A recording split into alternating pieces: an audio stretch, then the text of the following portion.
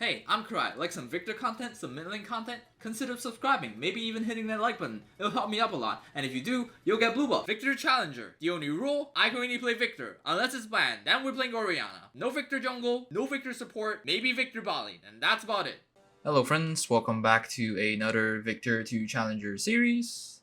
Today we are up against a Ahri in this game. For my rune setup, I decided to go for Ahri with biscuits instead of Futures Market. Mainly because I kind of want to play the lane out a bit more. I want to last in lane just a bit more.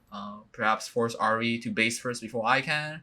I think Futures Market is pretty good, but I think sometimes it's hard to really get into the late game to get the value out of Futures Market.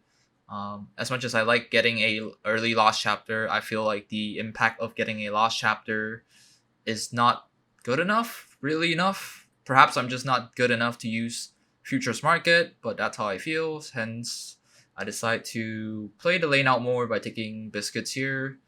And also, I prefer Gathering Storm. I think Scorch is fine this game since we have a Nunu, but I just prefer Gathering Storm for the late game insurance. So let's just dive straight into the laning phase. For this video, we're definitely gonna talk a bit more, or at least be more insightful.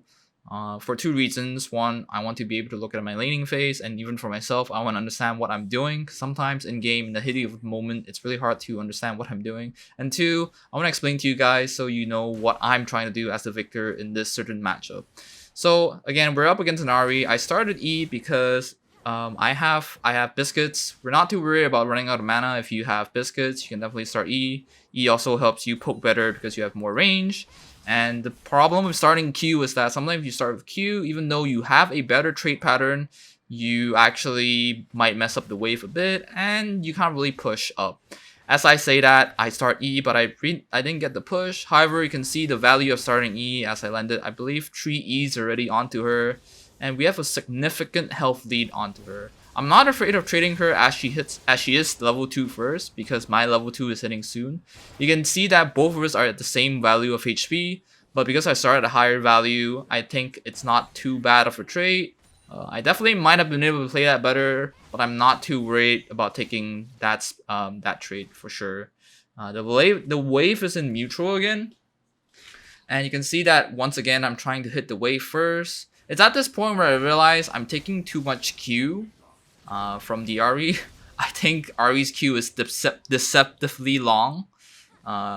So I'm trying to do a trick where I would try to slightly walk up just outside of her Q range, trying to space it out. Yep, right there, you can see that I'm trying to walk up a bit. If you're paying attention to my cursor, you can see that I'm just trying to move up and down, just to pay out her abilities. This helps me achieve a couple of things. One, I'm beating her. I'm forcing her to use her resource, her mana, and she's running low on it. And two, because she used her Q, it's on cooldown, which allows me to actually achieve this push. It is slow pushing, and I'm really happy with the current wave that I have right now. You can also see that Ahri, because I believe she actually took a red-blue rune setup. I'm not sure what she actually took. I'm not even sure if she has mana flow ban. She's definitely running low on mana. And this is the reason why I'm taking biscuits again. Mainly, I'm trying to play the game of attrition, or the war of attrition, which I'm trying to force her to run out of mana first and force her to take a bad base, and hence giving me a lead through that method, right? Through that strategy. One thing about playing against Ahri as well is definitely if Ahri hasn't used her charm, you can't really commit into fighting her because you want to commit your resource or your mental capacity into dodging that charm.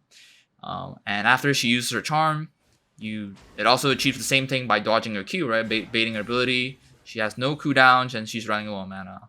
And as you can see here, she's running out of mana. She's definitely taking a bad recall. Even though it is a cannon wave, it's still a pretty bad recall as she's gonna miss the cannon.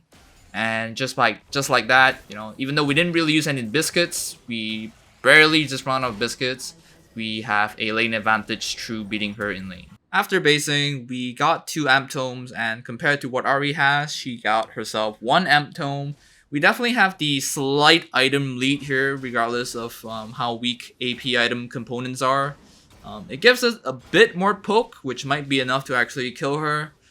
Hint hint. You can see that I see Nunu is around top side. I figured Nunu might actually try to gank. That's why I'm trying to hook bot side to force Ahri into top side. You can see that when I'm top side, she's bot side. But regardless, Nunu didn't actually come for a gank. And that right now, the main focus into the lane is trying to poke her. And again try to force her out of lane, because once she hits 6, she's probably just gonna roam, and we really don't want that. Our main power right now is before she hits 6.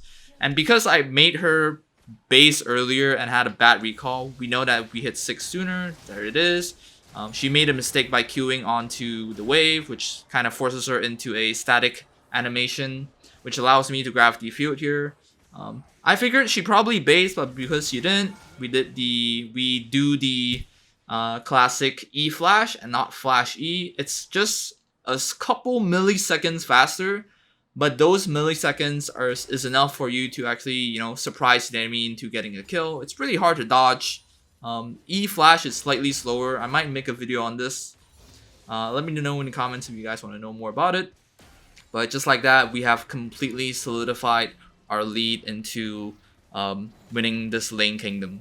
So after getting a really good lead in this laning phase, the first thing we would like to do, if we can, is definitely try to help our teammates. I know, helping out teammates as Viktor, that's definitely troll. It's a bit trolling, but I like to think of it as if I can make sure, if I can kind of make sure my teammates don't really die without expending too much of my own resource, without bleeding too much myself, I can do it. I can afford to do it. You can see here, I'm just trying to, put wards for my top laner. That's one thing I'm trying to do, but the other thing I'm trying to do here is definitely try to mess with their jungler. I'm trying to disrupt the enemy jungler just to annoy them a bit. I lost 3 melee minions for doing that. I don't think it's a big deal. You can't think it's a big deal. I personally don't think it's a big deal because of just how ahead I am against the enemy mid laner. I do think that if the enemy mid laner was slightly better, I might have gotten punished there. So, hindsight 2020. It's at this point where I have a good amount of gold and then I'm not sure where Ahri is, so I pan towards my bot side and I look at them. They're trying to dive. Not the best idea of diving a Lulu with ult up. I TP in, get the double here. And for Ahri, I don't think that's the best move, trying to roam while losing 2 waves under your turret. Even if they got the kill here, so imagine even if they got the kill here, Ahri would still be losing way too much. I would still be in mid lane, taking platings for free, taking EXP, solo EXP for free, while Ahri would just be basically a support later on in the game. So regardless of what I did there, Ahri would just keep getting behind while I would just keep getting more ahead. So after skipping some CSing, some kills, some, getting more ahead, you can see that we're in a fight. And I'm just going to show you guys this clip where I kind of missed vision and got caught out. But because we're so up in levels, we can really just tank a lot of this stuff and just walk out. I know Lulu had a lot of work helping me get out in that fight. But imagine if I was actually a couple levels lower, I believe I actually die regardless if Lulu outs me right there. Shortly afterwards, the enemy surrendered. I know this is a short game, but let's just go over the couple of important points that we've learned in this matchup against Ahri. For one, definitely pay attention to her cooldowns, as we do with all matchups, but against Ahri, if she starts Q, we want to be trying to bait out her Q. If she shoots her Q at us, it's a good sign, then we can control the wave easier. However, if she tries to shoot at the wave instead of us, then we can focus more on harassing while paying a bit of attention to controlling the wave there, especially if we have Ahri. For 2, we definitely have to pay attention to her charm. Her charm is just a really, really crucial ability in a kit, regardless if it's an old 10 Ahri or 10 Ahri. Respecting the charm is definitely one way to having a better matchup against an Ahri. I hope you guys have really learned something here, even though it's a short video. I'll try to pump more videos out. And until then, I'll see you guys in the next video. Thank you.